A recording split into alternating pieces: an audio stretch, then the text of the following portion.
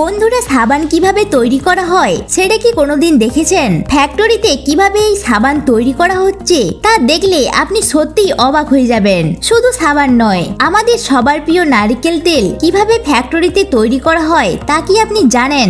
এগুলোর মধ্যে এমন সব জিনিস মেশানো হয় যা দেখে আপনি অবাক হতে বাধ্য হবেন। তাই সবকিছু জানতে ভিডিওটি শেষ অবধি দেখতে থাকুন। তো চলুন বন্ধুরা, ভিডিওটি শুরু করা যাক। সবার প্রথমে নারকেল তেল কিভাবে তৈরি করা হয় তা জেনে নেওয়া যাক। আপনাদের বলে রাখি, নারকেল তেল শুধুমাত্র চুলে ব্যবহার করার জন্য বানানো হয় না।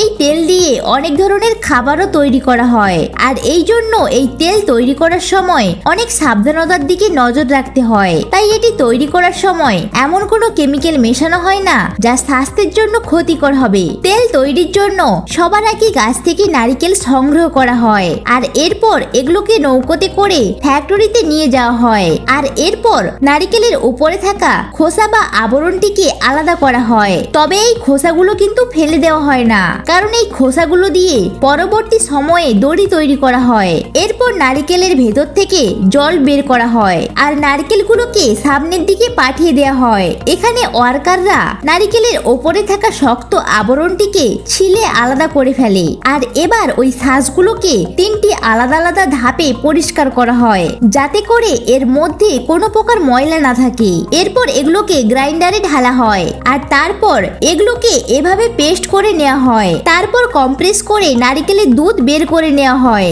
এরপর এগুলিকে পেস্টুরাইজড করে তেল বের করা হয়। তারপরে এই তেলকে ফিল্টার করে কৌটোয় প্যাক করে বাজারজাত করা হয়। তো বন্ধুরা, এভাবেই নারকেল তেল তৈরি হয়ে যায়। তো এবার চলুন দেখে নিই ফ্যাক্টরিতে কিভাবে লাইফবয় সাবান তৈরি করা হয়। সাবান বানানোর জন্য সবার আগে কাস্টিক সোডার সাথে প্রাকৃতিক ফ্যাট মেশানো হয় এবং এর সাথে সেন্ট ও পিগমেন্ট মিশিয়ে অনেকক্ষণ পর্যন্ত গরম জলে সেদ্ধ করা হয়। এভাবে প্রায় 18 মিনিট সেদ্ধ করার পর এই মিশ্রণটি অনেকটা গাঢ় হয়ে যায়। এরপর এই মিশ্রণকে প্রেসারের সাহায্যে ছোট ছোট ছিদ্রের মাধ্যমে কনভেয়ার বেল্টে পাঠিয়ে দেওয়া হয়, আর কনভেয়ার বেল্টে যাওয়ার সময় গাঢ় মিশ্রণটি শক্ত হয়ে যায়। তারপর এগুলোকে রোলিং এর মধ্য দিয়ে নিয়ে যাওয়া হয়, আর এই পর্যায়ে উপাদানটি অনেক পাতলা আকার ধারণ করে। এরপর গ্রাইন্ডারের সাহায্যে এগুলোকে ছোট ছোট করে কেটে নেওয়া হয়। কাটার পর এগুলোকে আরেকটা মেশিনের দিকে পাঠানো হয়, আর এরপর মেশানো হয় লাইফবয় সাবানের সেই পরিচিত কালার, আর সাথে সেন্টযুক্ত অয়েলও মেশানো হয়। এই অয়েল মেশানোর ফলে সাবান থেকে এত সুন্দর সুগন্ধ বের হয়। এই উপাদানগুলো প্রায় 15 মিনিট ধরে মেশানো হয়।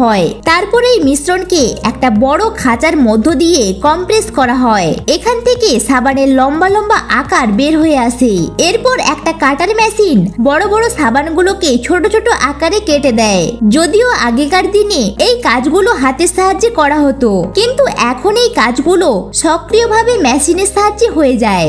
এবার সাবানকে সঠিক আকারে কেটে নেওয়ার পর এর উপর কোম্পানির ব্র্যান্ডিং লাগিয়ে দেওয়া হয়, আর এরপর এগুলোকে কোয়ালিটি চেকিং এর জন্য পাঠিয়ে দেওয়া হয়। চেকিং করার পর যেই সাবানগুলো ঠিক মতো হয়নি সেগুলোকে আলাদা করা হয়, আর যেগুলো একদম পারফেক্ট সেগুলোকে প্যাকেজিং এর জন্য পাঠিয়ে দেওয়া হয়। এখানে মেশিনের সাহায্যে সক্রিয়ভাবে প্যাকেজিং করা হয়, আর এরপর এই সাবান বাজারে বিক্রির জন্য পাঠিয়ে দেওয়া হয়। এভাবেই তৈরি হয়ে যায় আমাদের সবার প্রয়োজনীয় সাবান।